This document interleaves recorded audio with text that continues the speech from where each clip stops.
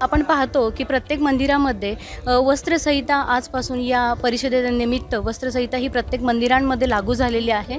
तर प्रत्येक नागरिकांना माझी ही एक विनंती आहे की प्रत्येकाने ह्या वस्त्रसंहितेचं पालन केलं पाहिजे।